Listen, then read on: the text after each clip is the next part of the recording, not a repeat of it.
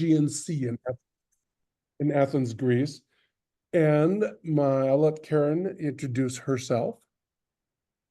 Yes, I'm a retired IT faculty from Hennepin Technical College in Minneapolis, Minnesota, but currently living half a year in Florida and half a year in Minnesota and teaching online for 3 or 4 different colleges. So what's really nice, and I actually design courses, and I've got courses for education, courses for business. Karen and I have been working together for quite some time. We've got a book that we published together with some of our colleagues from Minnesota State. And then we've also had the opportunity to do a lot of workshops over the last, 20 years. And so if it's something that's out there, we probably presented on it. And we love getting to do this conference because it's about the 4th year, I think, that we've gotten to do this conference, and it's really fun. It's very casual, and yet it's got great content to it. So let's get moving, and we're going to get you involved in the conversation about AI and the tools that we can use for course design, and get you some teaching and learning ideas that come up about this. And we're going to ask you for yours as well. So I think it's a great way for all of us to keep learning, and it gives us a chance to steal your other good ideas, just like you can steal ours. Well, first of all, let's put the quality, the AI into the word quality, okay? That becomes important. By the way, all the pictures here I've created through Midjourney. I'm giving you that. It's not my own. I wish it was my own graphic design skills, but I can't do that. So anyway, I rely on one of the tools we'll be talking about today for Midjourney, for those of you who've used that. Innovation Synergy is a company that we work for, that we be able to create online learning for and everything that way. And a lot of our presentations and things like that, we put up there together. But we're really, in looking at this, we're really looking at putting the equality into the achievement. And so it's using artificial intelligence to enhance human intelligence. And I think that's what it becomes, is this blending of getting to use this tool, much like we have learned to use every other technological tool that exists. This one's still transforming so fast, it's difficult for all of us to take a look at. In fact, if you take a look at this past year, here's the most recent one that I've had the opportunity to see, which is, again, what are all those different apps that are sitting out there? You may recognize some of the ones that you use as you go through here. Certainly the largest is ChatGPT there with 14.6 billion users. But as we, or visits, I should say, as we look at this and we begin to look at, you can see the US is probably the top country with the most AI users at this point. That's going to change as things begin to develop. And I'm guessing that some of these little dots won't be around in the next year or two, because this is transforming. We know one thing is created, something else. I just watched a YouTube video this morning on how these were all going to get formed in collaborations together, so that eventually you'll buy one tool that'll allow you to do everything that these individual tools are letting you do now. And as you know, Microsoft and others are really already trying to develop this together. Google, other people are trying to develop everything together. So the apps du jour, what are we looking at today? And you can see on the right-hand side, a lot of different useful AI tools. These are the ones that we're going to take a quick look at and show you a little bit of a background to as we fly through here. So fasten your seatbelts, get ready to go. I'll give you some more information just to let you know. This is the book. I told you a little bit about. Karen and I wrote this book, and this is where we tie a lot of our course design principles into, because we do that. But you can get a hold of this book at is-courses.com and take a look there. I'll have more information later. We also used information from these 3 online courses. And we actually have these courses that you can subscribe to. You can dig deeper. You get a certificate at the very end. And again, IS-courses, in Innovation Synergy-courses, and you can find those there. So today's goal, not to tell you that you have to use all of these things. This is a buffet. We're just presenting the buffet of a lot of tools. We're going to have you also share some of your tools that you're finding to be helpful. We're not saying you have to use them. We're not saying that they're all good. We're just saying that here's what's out there that we know of and that what we're using and we find them to be helpful. You are the curator, so you make the decision. So I saw this about a year ago, and I thought this to be really interesting of all the different sort of Post-it notes of ideas that people have been using generative AI, that is, to be able to use something with that, to be able to get a big piece of what's going on. And today we're going to really talk about course design. And the course design is going to be looking at feedback, assessments, assignments, resources, annotated bibs, self-assessment, rubric creation, assessment, an assessment pathway, that is, to be able to really break that down so that you can create courses that are going to increase student engagement and increase higher thinking levels for students. And so anyway, let's get you started. In chat, how are you currently using AI tools to build quality in your courses to promote significant learning? You don't have to go into big detail, but how are you using AI tools to get you going on this?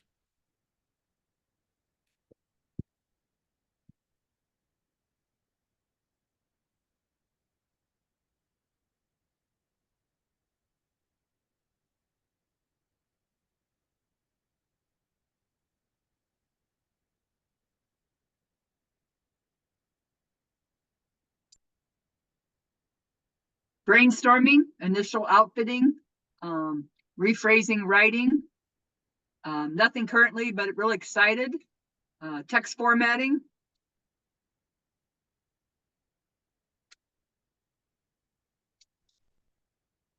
Rubric creation there, I see. Yep.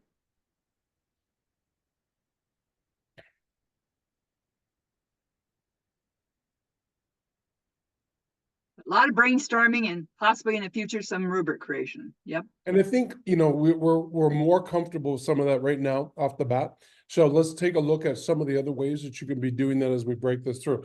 First of all, yes, there's ethical considerations, and I hope that your campus is having conversations about all of this, the transparency, the fairness, the robustness of any AI tools that you're going to be using, the security and safety for our students and for ourselves, getting third-party vendors out there having our information, certainly the privacy, the inclusiveness, the interpretability, explainability, and accountability. Those things are all vitally important. We need to keep having those conversations. We need to be able to push AI developers because they need to understand that these things are important, whether it's for our students, whether it's for people in the workplace eventually that are going to be using these tools. We need to have all of those in place. So we're going to start off with ChatGPT in course design. And you can see here a little bit of some of the information that we're going to be taking a look at and that we're going to provide you with just ChatGPT. So first of all, I want to let you know, I started creating the history of Greece. It's my own course. It's not a real course. It's a course, an AI developed course, an AI brainstorming course where I can use this information to do something. Since I'm living in Greece part-time, I think it becomes kind of an important aspect for me to be able to use everything that we do in our Course Design Institute with faculty and instructional designers. What we do there, I want to be able to try and do it here because I want to see if it could save faculty and instructional designers some time and yet give them some quality instruction. So here's what we got going on. For those of you, if you're not familiar with the taxonomy of significant learning, there are 6 domains. And so what I wanted to do is I wanted to write a prompt for each of the domains. And this is the application domain. And so I wanted to create some outcomes. Now, from the book that Karen and I wrote, we've got terms, we've got information, we've got things like that that I've used. But I told it that I wanted to have a history of Greece course at the 400 level. I wanted it to create outcomes in the cognitive application domain for the taxonomy of significant learning. I also gave it verbs that it could use that we have in our book that we share this with faculty to be able to get them to make sure that they align. And so here's what I got. And you can read the bulleted outcomes right there. Analyzing, assessing, demonstrating, design and develop. Don't really like that one, but I can like design or develop. Either way is good. Justify and defend, kind of the same thing. So I'd get it down to one verb. I can go through here and I can pick and choose what I like and what I don't like, and I can have it go from that point. But came up with some pretty decent outcomes of what it would be able to be great outcomes for this 400 level course, just in the application area. So I can pick and choose from these. Next, I had it create outcomes for each of the design domains. The other 5 domains, I had to do the same thing. With each of those, I had it create assessments with the rubrics for the assessments, the activities with rubrics, and I had it write directions. Assessments and activities aligned with the outcomes. Then I had to create online discussion prompts with rubrics. Annotated bib to fit the outcomes. I had it create 3 teaching strategies and 3 learning strategies for students. 10 minutes. All of that came across in 10 minutes. Now, is it ready for prime time? Is it ready to publish my course? Of course not. But to have all that, those of you who are brainstormers, you know what this is like. It's a great way to get a start. Now, I've got to be, it's like having someone go out and get all your groceries for you. They bring them to you. Now you're going to start cooking. You're going to cook up your course and you're going to make it a great feast for students. So I next had to edit those responses to fit my preferences. I find that there's some things in the rubrics, some terms I wouldn't use, terms I would like to personalize to make it fit more of me. I went through and did a lot of different things that I wanted to have it do there. I found that it was pretty decent quality, beyond my expectations. The rubrics is what needed most of the work that was there. And then I moved on to the next domain, and it took 10 minutes again, and 10 minutes. And within 60 to 70 minutes, I had all of that for my course. That would probably normally take me a week to be able to do. Now, still may take me a week, but it's a lot more fun looking at some of the stuff that it thought of that I may not have thought of. All right, so this AI tool, ChatGPT, can also be used for assessment. So what I've been able to do also with it is create examples. One of the things that I used to think of is like, boy, I'd like my students to get to see some examples of different papers. And sometimes I would use former students' work and get their permission and all that kind of stuff.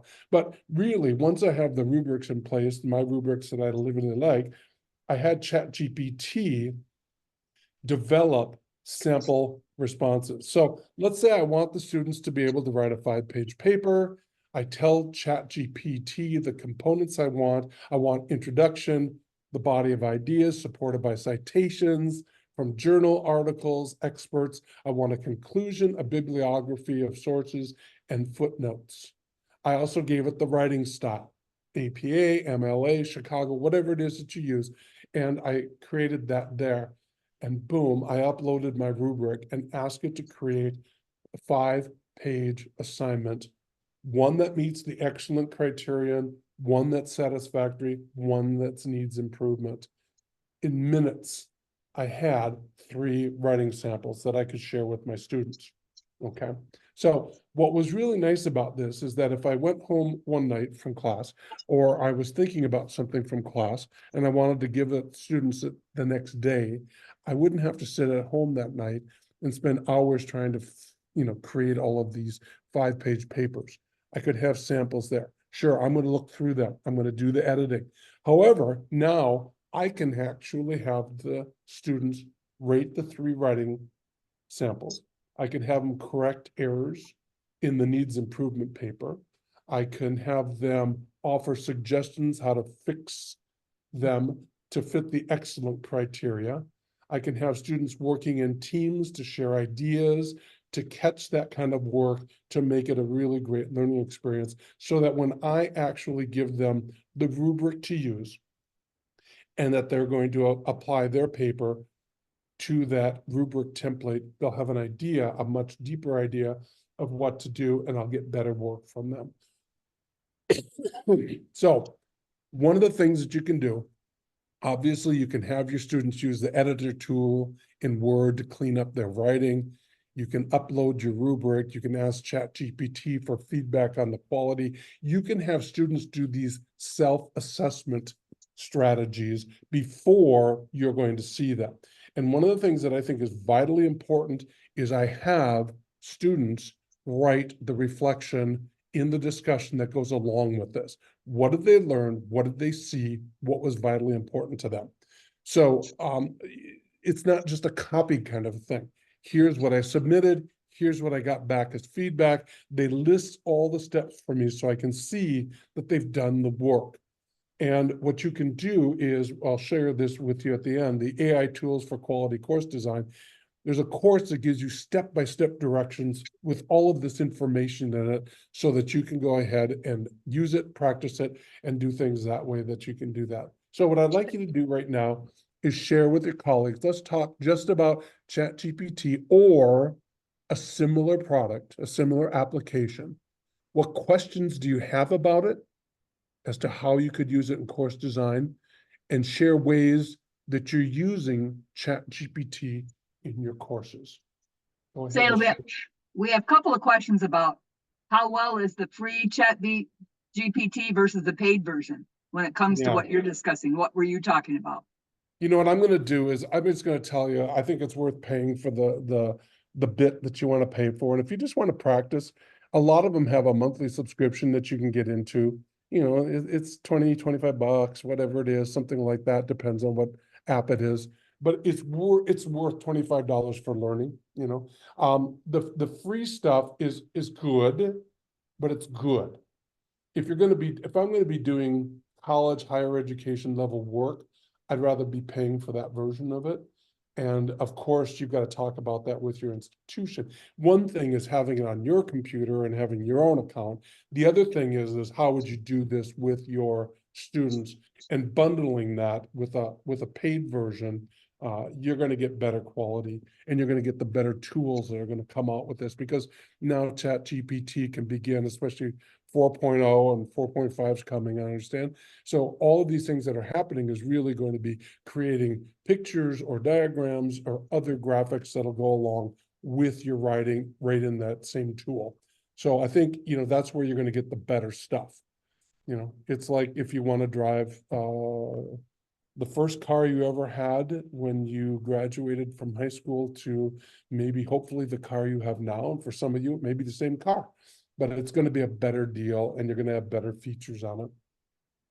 The next question is, would you acknowledge that you used AI to help develop these tools in your course, like on your syllabus? Oh, I would certainly would. You know, and here's the thing. I think we have to be really transparent, and we want to encourage our students to be transparent. That's why I said before, I want them using reflection activities. I want them to say, here's what I wrote, here's what I got, here's what came next. And by doing a step-by-step type of thing for them to be able to follow those directions, I'm getting them to be able to use the tool without cheating, by them, you know, sharing what they're learning about it. Because, you know, as I've listened to a variety of presentations, you know, sometimes students think, I told you before, I was doing this in Valencia, and I went to another session on that in that conference. And one of the things that I found was, you know, there was a faculty or two faculty that were working together from New Zealand that actually got their students' input on that. And they were talking about what it was like to use the tools. And it wasn't always favorable. So I think some of that becomes extremely important. Yeah. I don't think I would take this course and throw it out there and say, hey, look what I created, you know, because that's just phony.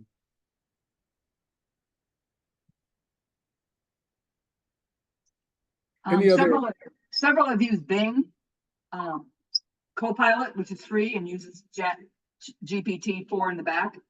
Yeah.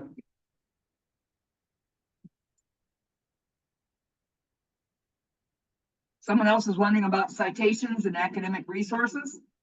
You got to watch those very carefully, although they've gotten better now. The first ones I got from ChatGPT, it was 3.5, were kind of crap. Maybe 50% of them were actually somewhat accurate. I could eventually find the source, for the article or something that way, but I had to go in and do a Google search for that. So some of them were crap, some of them were really good, and were fairly accurate. Yeah, so I think that becomes kind of important that way for you to take a look at. That's probably the things. Rubrics took the most amount of time, the extra work, but really what ends up happening is you got to break it down to, if you're going to do academic writing, you got to be on top of this. You can't be just trying to submit something that looks like a 10th grader wrote it, even though it's passed law exams and everything else. But I still think what you have to take a look at is, you got to really dig and find the right citations and make sure those things are in there. All right. Anything else that people had, Karen? Great questions. Is 4.0 designed for recent information, unlike 3.5, which didn't include the last 2 years? No, you're still not 4.0 going to get up-to-date? everything. You're still not getting up to the minute, information that it's been trained on. So there's still a little bit of a lag. And so obviously that's going to be improved upon. And so if you want anything, anything that's more recent, you're going to have to find a different tool than the ones that have the lag in them yet. So if it's anything, if I want to find out what the score of the Minnesota Timberwolves game was yesterday, I'm going to have to find it through Google. It's not going to come up through this other thing. But I think those of you who are brainstormers using this, you get to find out that it gives you some generalized ideas and thoughts that then you can begin to have students or yourself dig deeper into and start to get more information through other more current tools. If I want to have anything that's been published in the last year or the last 6 months, obviously I'm not going to get it through ChatGPT. Most of them aren't going to be that current. Yeah, I think in another year or two, it's going to be different. I think it's going to be the most current, because I think there's going to be ongoing training constantly to be able to train these tools to be able to do that. My ideas, I can't Someone wants give to you. know if you've used Elicit for academic research. I have not. I haven't, because I haven't had to for anything that I'm doing right now. So yeah. Understand there's a couple people that have used it in other sessions I've been in that have been really good, and they really like it. But I think it's still, it's just something I haven't had to be able to do so far. Let's take a look at Midjourney bot. And again, if you want to do, like I said, everything that's been created here visually has been me putting prompts into Midjourney and to be able to take a look at those things there. So one is, students can learn from a diversity of visual content. You can create things rather quickly right now. You can put things up in your courses. You can be able to create comparison graphics, charts, graphics, logos in some of these different types of Midjourney bot products.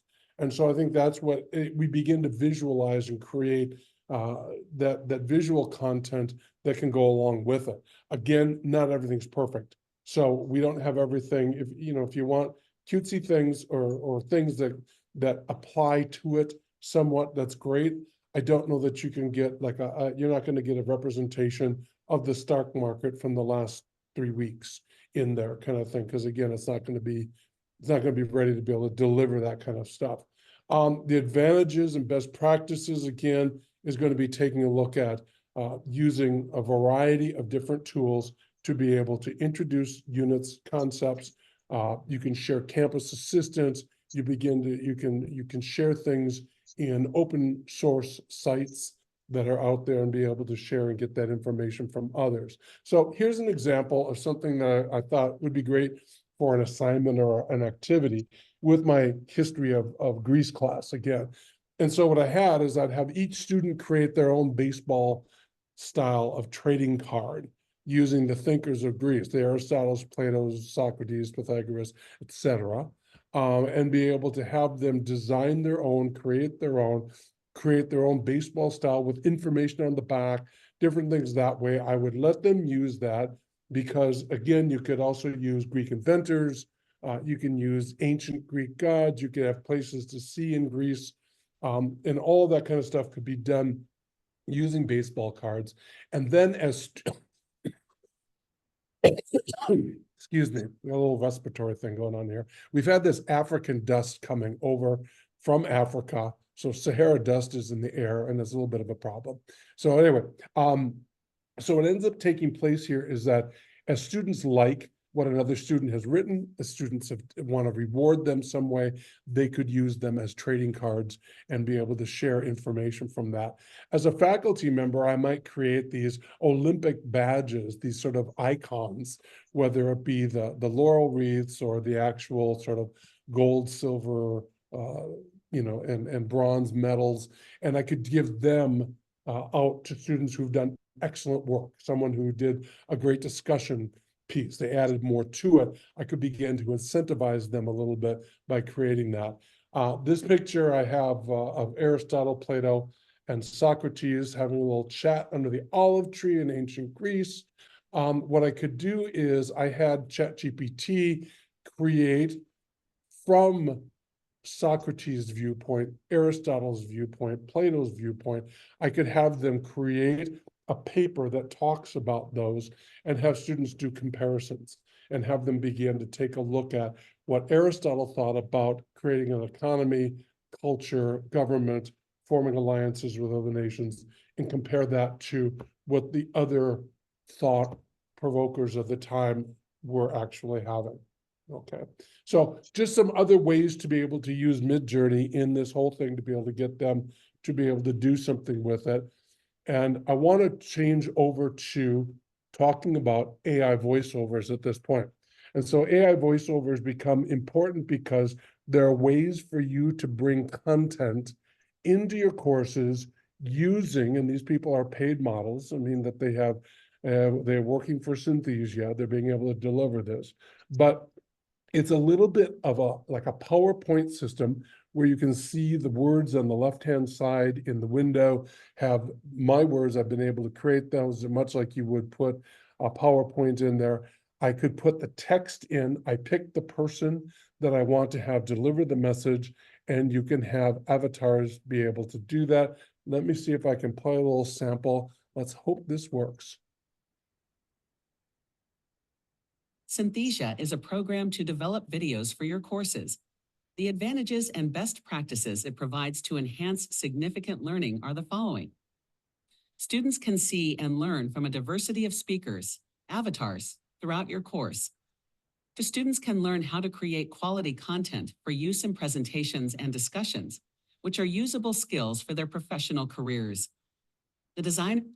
And so I just wanted to share that with you at this point to kind of give you an idea of what some of these avatar types are like. Synthesia is one of the things that is out there. Again, a lot of languages, a lot of different voiceover people, models that are out there. So you can bring in a variety of men, women, younger, older, etc. Not every language has all of them. I've done some work for some Greek companies here, and I only have like 4 or 5 to pick from in Greek. But in English, there's quite a few because, of course, that's where the bigger market is right now. All right, so Synthesia will let you actually create your own avatar. I think the recent price has been $1,000. Seems a little steep. So we can try Canva instead. So I want you to see, here's a picture of me in a restaurant here in Athens, and I've used through Canva and D-ID some abilities to be able to see my voice, my avatar, and let's take a look at this. Welcome to Innovation Synergy, where learning meets opportunity. Whether you're an ambitious entrepreneur, an inspiring educator, a passionate marketer, or an innovator seeking to turn artificial intelligence into increased human intelligence, we have the solutions to empower you on your path to success. Now you Welcome can to Innovation. Now you can see here, body didn't move. Head moved, eyes moved, those and lips moved, and those kinds of things like that. So you've got some different things like that. You've got closed captioning that can be added to all of Welcome. these. And speaking of Canva, one of the things that we've been able to do is you can create your own badges. For those of you who like that, we can use Canva to create the badges.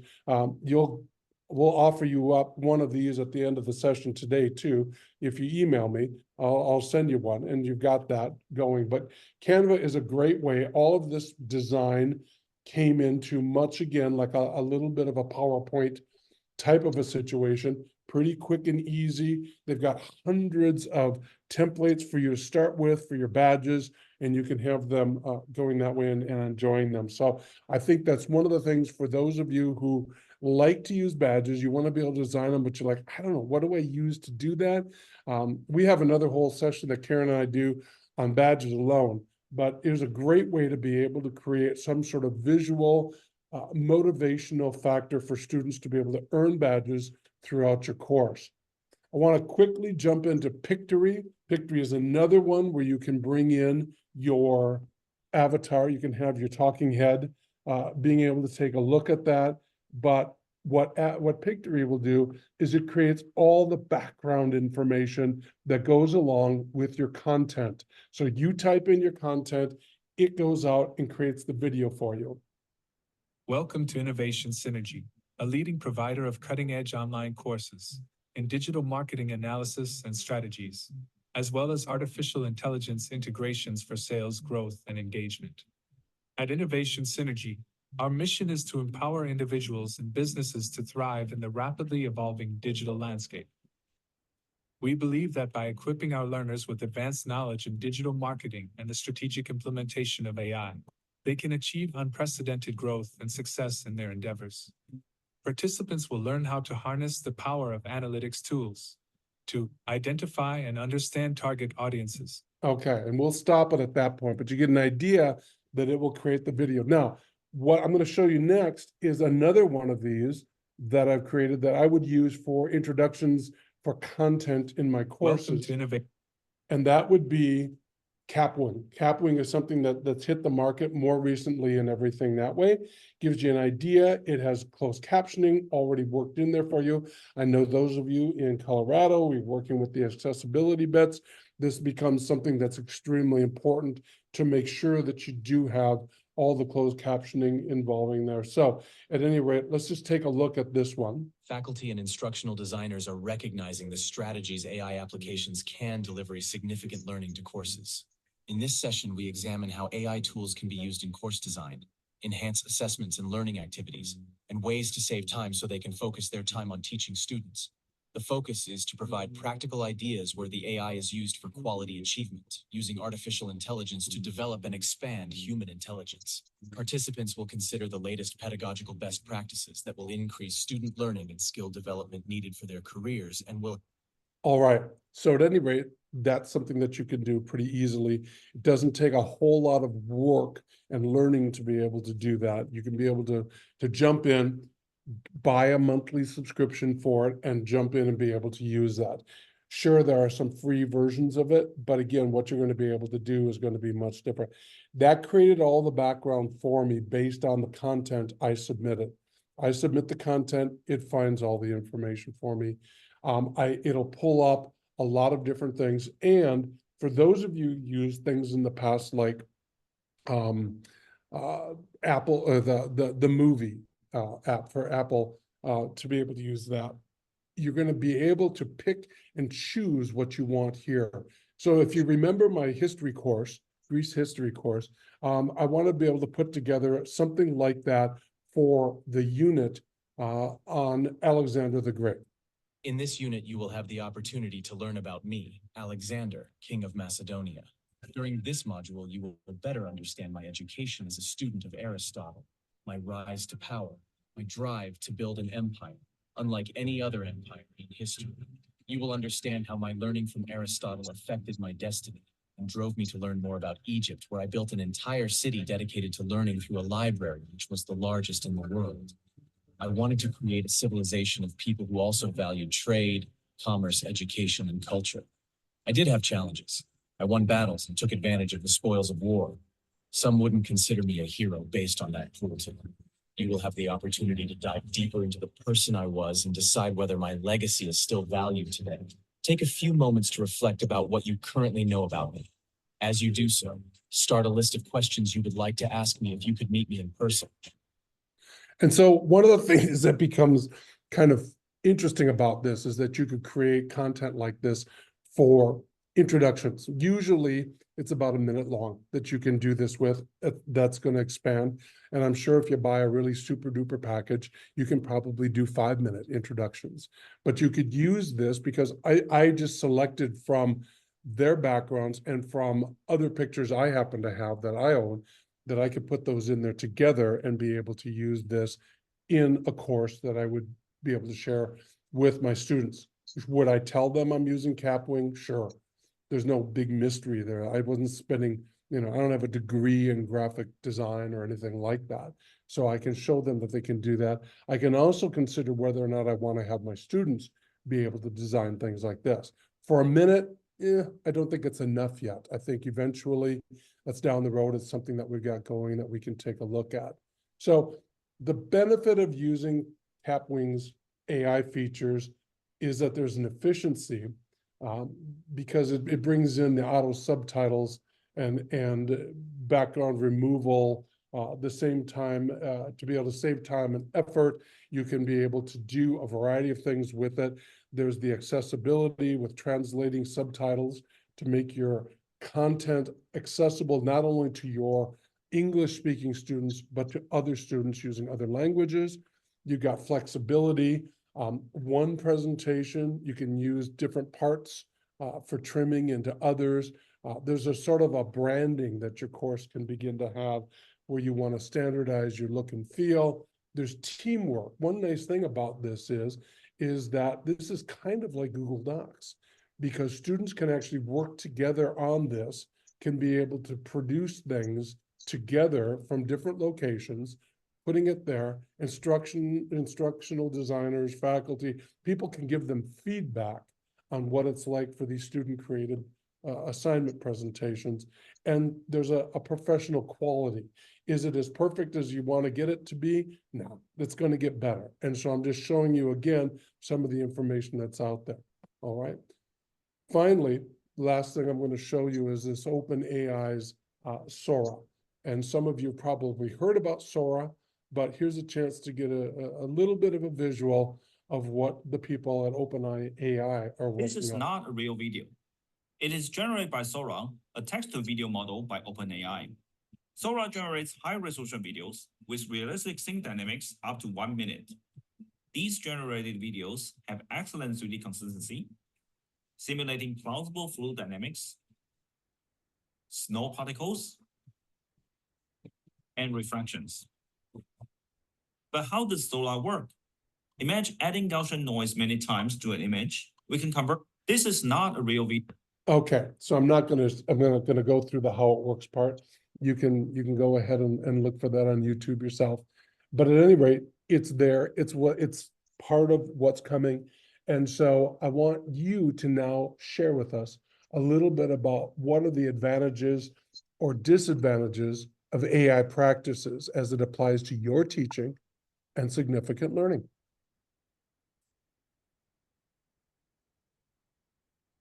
We do have one question. Someone wants to know if you need the paid Canva to create the avatar with the voice. Yeah, and I use part of that with yes. I bought all of the versions on a 1-month trial to see if I liked them or not, and then you get so many credits, and so the longer you use up your credits by, do I want to make a 1-minute video, a 2-minute video, et cetera, et cetera, et cetera. And then you can buy more and you can always upgrade your plan. But I wanted to see what it could really do. So I bought a 1-month subscription and played around with it and tried different things. And then I looked at it. I created probably about altogether 5 or 6 different videos, different links to try that out. And just to see what I liked or didn't like. Like I said, I didn't say it, but you know, it is a tax deduction. You're using it for your courses, you're using it for instructional, whatever it is. You can consider that. Obviously, you can't go out and buy 27 different apps. I get that. But when I'm going to be talking about it, I'm going to be using it in some of the courses that we're going to be developing here. I wanted to be able to have a pretty good idea of what the paid version was going to do. I've seen people share some of the work from the free versions of these, and they just don't seem to have the same quality.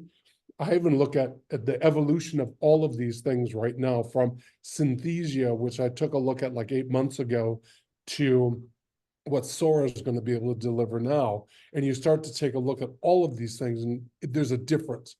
There's a new one I'm going to go out and take a look at for creating avatars that I think is even better than the other. So I'll have more in this future presentation and more in the course that we have developed for this, that we're going to keep adding to. So there'll be more in there for you to be able to do that. Okay, other questions and thoughts, things that people are using or not using, or finding advantages or disadvantages? Well, somebody's been a little intimidated trying to consider creating video, but this excites them and they want to look into it more, which is kind of the whole point of this. It's, you know, it's like everything else with technology. It's that sandbox deal. You know, it's kind of fun to play around with it, and it's kind of exciting. And then you've got to, I mean, you've got to look at it realistically at that point and say, you know, does this fit my need, or doesn't it fit my need, or what could kind of turn my students on to seeing things like this? How could I get my students involved with developing projects like this? Because we know they're going to be used in the workplace eventually. So what is it that we're going to be able to do to be able to share that? So talking with your department or your program, talking about where you need to get students to be able to be when they graduate, so that they will be able to go out and get the greatest jobs, because they will have the skill sets to be able to do that. And we know that AI is being used in business. We know that AI is being used in K-12. And so what we're sort of forced with that sandwich effect of, we know it's being done right away with younger kids. We know that it's being done with adult learners in the workplace. Consequently, you know, we got to be doing some things in between here. So finding things out from the people who hire your students is pretty incredible. You got to do that. And the second thing there is going to be, you know, just to really take a look at the fact that students are going to be expecting to use these tools. And I don't want to say you don't want to be the uncool person, but you want to be the person who's keeping up with what's going to be necessary in the future. Other questions, Karen? Thoughts? Nothing yet. Okay. By the way, if you want to, you can get this slide deck at encoreprodev.com. Another easier way for me to upload that, and I'll see whether or not we can upload it to Discord or whatever it is. But if you go to encoreprodev.com, there's information on all of this. You can get sort of, again, the step-by-step approach, where you can get this presentation. If you go to, you know, and search out other things, you can take a photo of this. You can go and find out a little bit more about what it is that we have to offer, in the sense of, we got a badge for you now. So if you email me, zala.fashant@insynergy.com, and just put in the subject title, Designing Future Learning, I'll send you the badge. And you can see it's for this, if it's for this presentation, it's got the conference name on the bottom of it. And also, I'll send you a bonus link about AI will shake up higher ed, or the college is ready. And it's kind of an interesting read. That's something that you can go through there. So again, grab a photo of this page with your phone, so you have it for later. And you can email me anytime. Although I'm going to go to bed in a little bit because it's later here. It's only 8:45, so I got a little time yet if you want to email me quickly. But I know eventually you're going to have other sessions to go to. You can get a hold of us. Thank you again for participating. You can get a hold of us at the following email addresses. I would go ahead and have you take a photo of this. On Facebook, you can join our Innovation Synergy group. I kind of find interesting new bits of information of technology and integration of technology and throw it out there. So you can do that. And you can also go to is-courses.com and see some of the, 14 plus educational courses that we have on teaching and learning there. And like I said, we'll be adding more to all of them. It's a little bit of a monthly subscription kind of an idea. So it's a little bit like Masterclass. You can go ahead and jump in there and have total access to all the courses and keep subscribing for as long as you need to. So you can see some of the courses that we have here. The AI Tools course, the Online Design Institute. We have Facing the Future, Artificial Intelligence in Higher Ed. Those are 3 of the courses that tie into this. So again, take a photo, you've got it. And with each of the online courses, you get a certificate when you complete the course. So you got the opportunity to do that. And it's like $25 a month, whatever that may end up. I think it's 25 euros a month. So it might be like $28 a month. So you've got that, but it's additional resources for you. And as we keep finding things, because we probably won't see you till next year at this conference again, and we'll have all kinds of new things to talk about. We'll have an idea that we can share these things with you because we'll update courses and keep giving you more and more information about a variety of teaching and learning courses. So we're going to thank you again, and we're just going to leave it so that you can join us and jump in here, and feel free to unmute if you'd like to ask a question directly, and we'll just talk for the next few minutes while we have a little bit of time.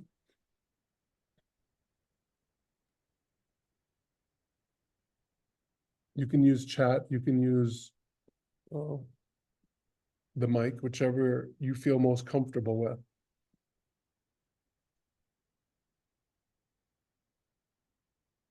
I will say one other thing, and that is, don't feel like you got to do all of this. It's just, like I said, I brought you to the buffet. You can pick and choose a couple things you might like to start taking a look at, but don't feel like you've got to jump in and, oh my gosh, my courses better have all this or I'm going to be in trouble. It's not that at all.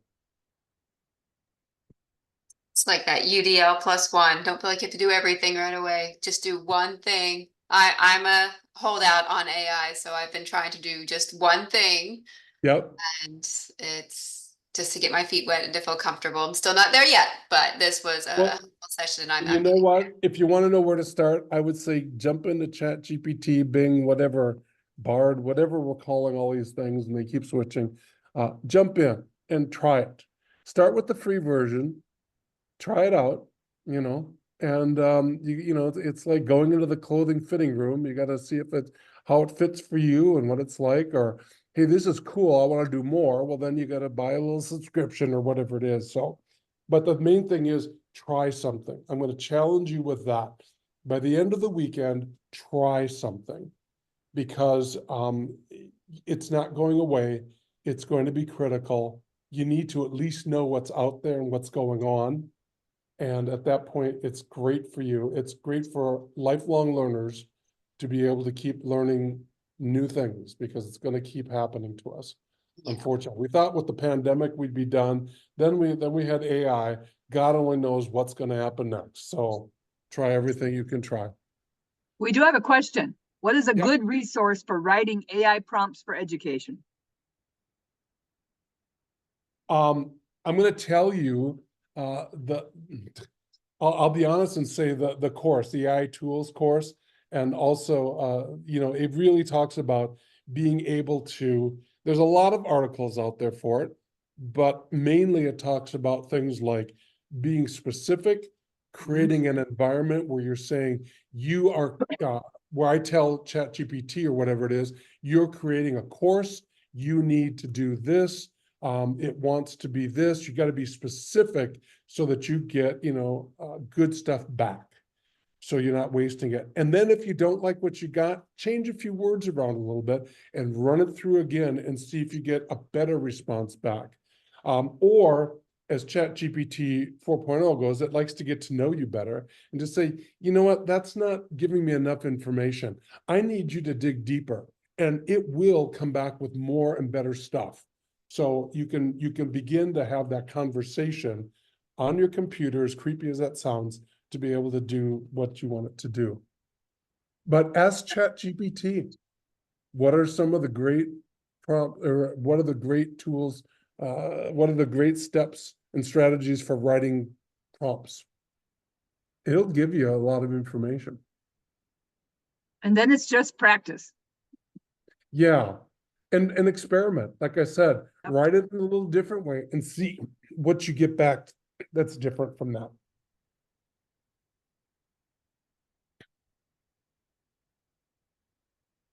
Anything else? Somebody has put in a link to a Google Doc.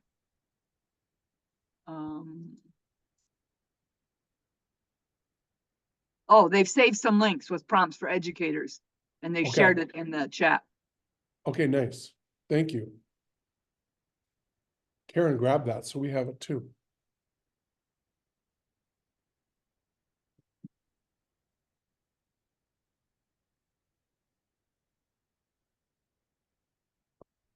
Well, I know that we want to talk about an evaluation, so we appreciate you coming. We appreciate your participation, and there's an evaluation. So please give us any feedback. We'd really appreciate it. Again, we're not saying you have to do this. Don't hate us for bringing the material to you, but just again, tell us what you'd like to see more of or what would be helpful for you. That just makes us better instructors, better presenters, and everything that way. So we love feedback from what you can give us. So anyway, enjoy the rest of the conference today. I'll probably only get to one more session and then I'll probably head to bed for a little bit and watch them on video afterwards. So thanks everybody for coming. Appreciate your input.